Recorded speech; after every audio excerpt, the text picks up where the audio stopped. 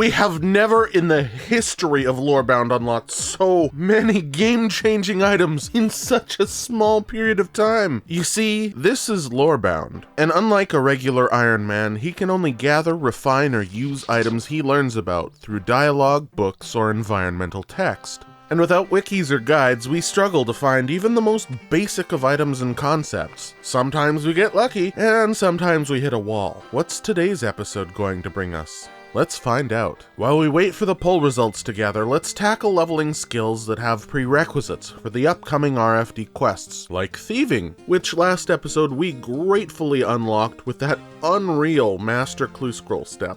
The poll that'll decide how much this is going to unlock is currently underway, so I'll play it safe by sticking to the Ardoin Cakesta. Oh, we have 25 thieving. On the bright side, we now have a lot of cake. Now what quest needs 25 thieving? One that's been on my mind for a bit. The golem quest. I'm hoping, like the other quests before us, it unlocks a few related mechanics. As we walk to the entry point, let's just talk about achievements for a second. I've been going out of my way to bang off some of these achievements, as it's a very visual indicator of what is still locked and what isn't. For example, we haven't unlocked the fishing trawler despite being best buds with Murphy. I think when and if we complete RFD, we could look into these achievements to better direct the big ol' holes in Lorebound's knowledge. Like Hunter. Hot damn, we got nothing for Hunter. But I do suspect we'll find some weird convoluted way to train Hunter at some point. But an issue may arise if we start Hunter rumors. What if we can't catch something? Like, we haven't learned the concept for, say, using a rope and net to catch salamanders, and we rerolled using the old man. We could end up locking ourselves out of rumors permanently. I gotta never use his rerolls. That's all there is to it. Oh look, we've made it to the ruins of Ogre. We pick up this little note on the ground, pre-quest I might add. The note is directed to Varman, an archaeologist tasked with unveiling the secrets of Ogre. The letter itself is an information dump love letter for Melissa, who is either his wife or his secret lover, I don't know. Soon after, we interact with the golem, and our journey immediately starts. The golem is asking for repairs. The letter and the resulting prompt in the quest journal catches my eye first though. One long walk north, and we find ourselves in the exam center, looking for Alyssa herself, who apparently had been assigned to the dig site here. She's not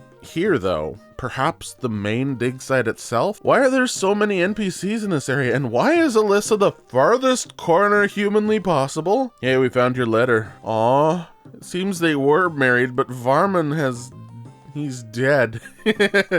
Oh no, so many dead spouses in RuneScape. It's almost like the game is telling me something. She says if we're interested in his findings, it can be found in the library in the exam center. You'd think the man died a decade ago by the way she's not reminiscing about him. Like, people are stone cold in this realm. We find the book, and it's a 16-page reader. Ain't nobody got time for that. So let's summarize. They found ruins, set up camp, and a clay golem they dug out started to move. They hypothesized that the mostly clay constructs were commonplace. They find symbols depicting Saradomin, Zamorak, Armadil, and lastly, Thameron. They find a room with 4 statues and a large sealed door. The unidentified seal, that of Thameron's, is distinctly all over that door. With his wife doing some digging at the main dig site, they find that Thameron was a chief lieutenant of Zamorak during the God Wars of the Third Age, roughly 2,500 years ago. Ogre, the ruined city, was likely aligned with Saradomin, and Thameron found a way to open a portal right in the middle of enemy territory.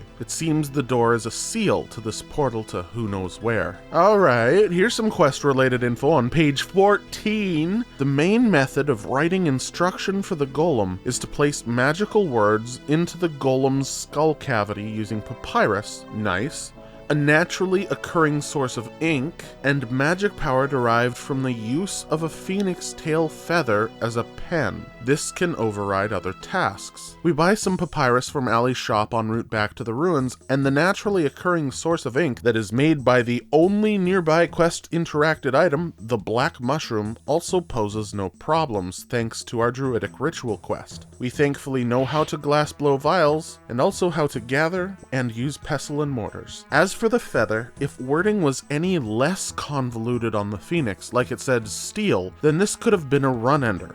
But considering we require a phoenix feather, and the tooltip says specifically, grab feather on the phoenix, Lorebound doesn't get too hung up here. In fact, this could be really helpful for the hero's quest. I look around inside, trying to find a way to repair the golem itself, and we find a key. We do use that to unlock the skull hinge on the golem, but it doesn't repair him. It's not until we examine him does it all click. Nearby clay deposit, mostly clay golem, animated clay statue with lots of clay missing. We head back to the bank as we just mined some clay for that achievement, so we wet it up and slop it on. Damage repaired. The golem's once limited vocabulary is replaced by a strong directive. It seems a great demon, likely Thameron, broke through its dimension, the abyss possibly, to attack the city. The demon is likely still wounded as they are slow to heal, and it wants to strike the final blow and finish it off once and for all. To open the door, all 4 statuettes must be turned to the right pattern, but one statuette is missing. It's at the museum. Of course it is. I ask the curator about the statue, I look at the statue, and I see there's an unlock option and the pickpocket option. Now for me, this is a no-brainer, but to Lorebound, this is at this time an actual hurdle. The concept of pickpocketing has not been learned, and since there is a core concept of the game and not just an oddly specific quest-specific interaction, I cannot justify proceeding until we've unlocked or learned a way to pilfer pockets. All is not lost though, because by examining the display I realized there might be a chance we get a sneaky unlock somewhere in the upper levels of the museum. I think this is the first mention of werewolves. Drezel may have mentioned them before, but I think I glossed over it. Wow!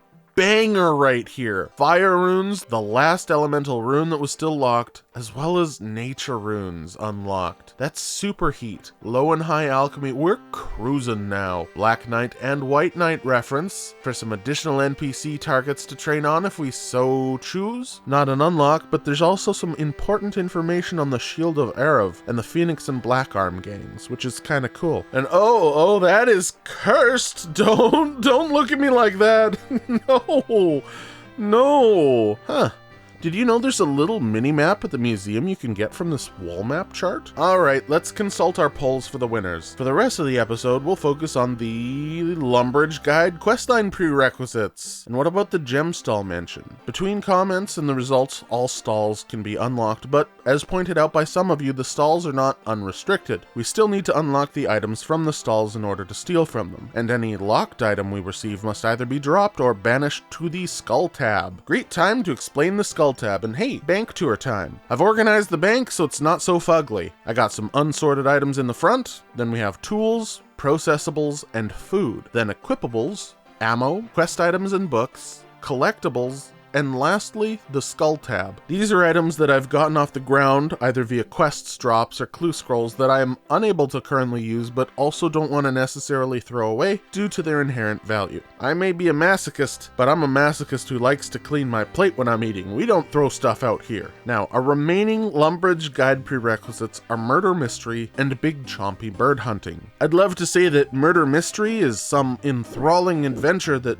it took me all but 20 minutes to beat the quest. It was literally just talking to the most disgusting, pompous human beings that have ever existed. It was customer service all over again. We fingerprinted items that we stole from their bedrooms, and then tracked down who didn't use poison for their claimed purpose. The same person whose blouse matched the thread found at the scene of the crime, and also had their fingerprints on the murder weapon. Kindly rot in a cell, Elizabeth. Oh, wow, 2,000 coins. That's actually kind of nice, though. We're now one prerequisite short of our subquest, but we need 30 range to use an ogre bow, so we need to get that up. Hey, for all of you who voted for Slayer, lucky you, because if we're trained in combat, it's likely gonna be through Slayer. I also found that by running to White Wolf Mountain and by taking the glider to here, we drastically speed up the amount of time we need to take to get to Mauritania. We unlocked bears. Good timing, Mazchna. How do you... Mazchna? Couldn't have been a couple episodes sooner. I mean, we'll take it. We made our way to an area I like to call the Grizzly Mine, east of Ardoyne. And after a few inventories of meat and unusable furs, we pinch out our first few Slayer points. And sadly, only level 29 range. Cave slimes. Okay then, candle, lantern, and rope in hand, we head down to the swamp. Use the run mechanic to skip past the wall beasts and almost immediately run out of ammo. Good news though, Tempera3476 came in clutch and mentioned a store in Shazian which sold iron bolts for 2 GP each, and it seems bronze bolts as well for 1 GP each, which is now an amazing excuse for using that murder mystery money to buy out the bolt stock.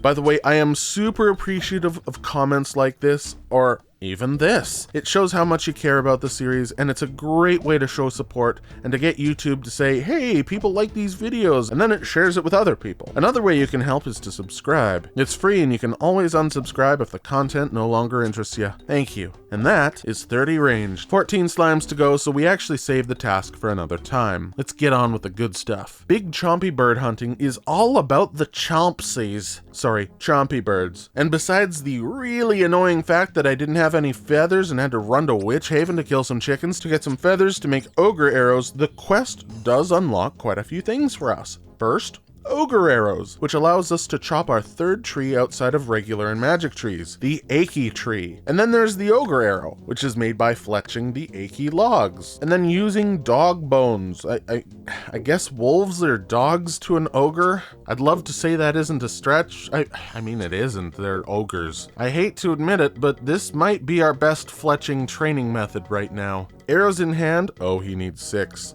The doggy kills actually take quite a bit of time. Hold on, there we go. If I can refer you to our rules for unlocking creatures, we either need their name or a non-convoluted description that can't be mixed up with others. Wolves are doggies by the ogre's standards, and frankly, it's nice to have this unlock. Stabbies are the ogre arrows, and achy tree is the achy tree. The rest of the quest is surprisingly straightforward. He teaches me how to use ogre bellows to inflate frogs, the Chompy's favorite bait, and after we acquire the bellows from the locked chest, which could be used to unlock strength-related chests, perhaps the sarcophagus in the Pyramid of Plunder. It's a pretty heavy stretch though to call this anything but a strength check. Turns out Rance is a bad shot, gifts us our bow, our best weapon for max hit, and we kill a Chompy. And what is plucking a Chompy but picking up feathers from a dead fat phoenix? But seriously, this is a quest-specific prompt, and considering we kill so many chickens, this is not a stretch that we know how to do this. A potato, Dougal leaves, almost dying to ogres, and a new seasoning, Equa leaves later, and we have a well-prepared Chompy for Rance and the kids. Quest completed. The prerequisites are complete, and you know what that means. We return to Lumbridge, do a loop of the tutors for any new information. Cool, we got some curry, and head to the time warp to start the subquests. Yes, plural, because as it turns out, Big Chompy bird hunting is a prerequisite not just for the Lumbridge guide, but also for the Ogre subquest. Pending some fire-making levels, but we grind those out using nothing but regular logs. I am death, the destroyer of worlds. In my eyes there's but fire and brimstone. In my wake, a trail of their corpses. So yeah, 20 fire-making. Skrach can be unfrozen with Jubbly. And Eris sees talking to Rance as understandable to just leave this guy frozen in time forever. Wow, shots fired. The guide, on the other hand, needs a cake of guidance, which is totally not gonna be a problem, nor is this going to be one of the best things to ever happen to Lorebound. Talking to the cook outside, we unlock the spit, which I am so grateful he mentioned here, but our focus for now is on the cake of guidance. We need to bring him some basic cake ingredients. Okay. Now what? To make a cake of guidance, we need to enchant cake ingredients. Egg.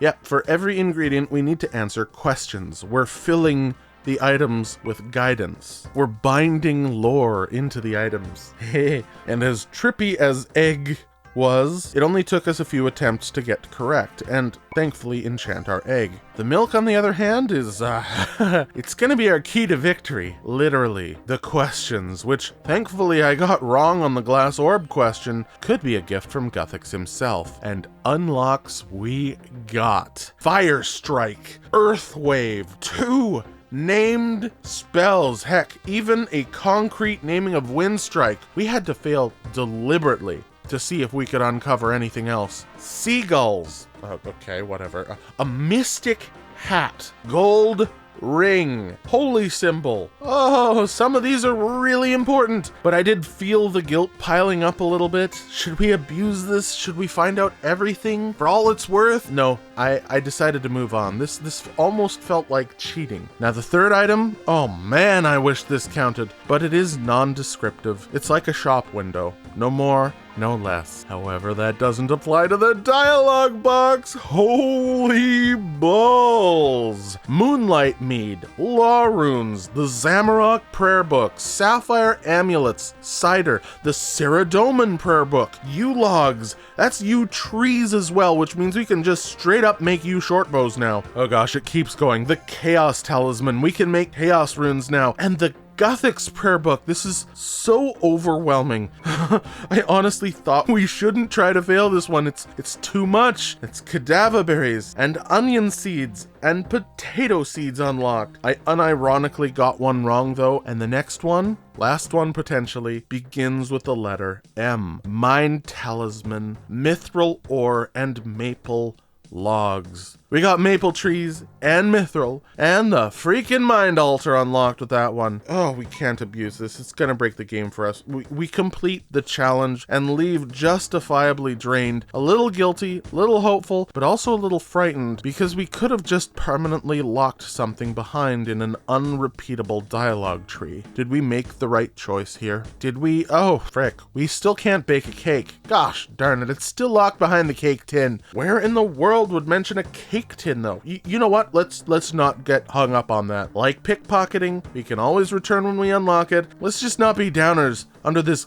glow of new items. Let's look westward and see if we can get at least one solid progressive win through this RFD quest line. According to Rants, Skrach likes Jubbly Chompy, which is the bestest yums. Also, I'll be an ogre too, apparently. But the knowledge of jubbly hunting doesn't come for free. I need to get Rants to the other lands over there so Rants can get the stuffies for the glug glugs. Okay, Eris, I'm starting to see your point now. We meet him by this large tree and we teach him how to make a boat. He pushes over the tree. Okay, we need to make the boat for him. Thank goodness for the log raft tutor. Oh, we need more stuff. I also recall needing wool for the balloon thingies that we're gonna have to make, so let's just hope one is enough. We trim the raft, carve it up into a relatively seaworthy log boat. Not enough, we need to do more. First, the bestest groundy for the walking on new land. He uses the stabby chucker to chuck the dirt all over der place. I make the chompy by the stabber so fickle and bug sniffs the bestest youngs and splosh over be it the boat.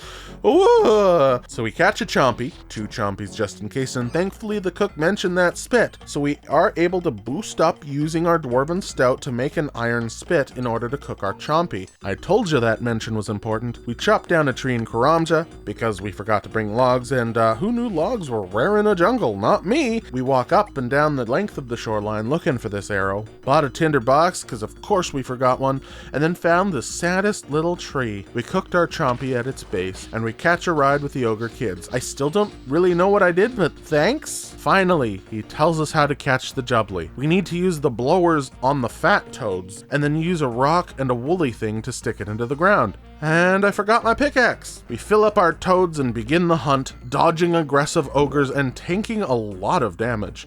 It took about 10 minutes, many balloons, before a jubbly appeared. Gosh darn it, of course it's burned. And now we need more arrows. We got another jubbly, but the ogre standing guard kept us from getting a second one. Nearly dead, we eat the chompy that we cooked before. It is pretty good at healing. Dang. Thankfully this second jubbly doesn't burn, and we can begin our long trek back to Lumbridge and finally seal off one more section of this absolutely massive quest. Got a few nice levels from that too. Nice. Well, we've got some more quests to do and some more hurdles to overcome, pickpocketing and a cake tin being our biggest ones right now, so for now, I'll peruse your comments and see if we can figure anything out. I'm also putting up a new poll for the remaining RFD prerequisite quests. Which way shall we pursue next? Thank you so much for watching. I appreciate all the support. If you haven't already, drop a subscribe, and I'll see you in the next one. Toodles!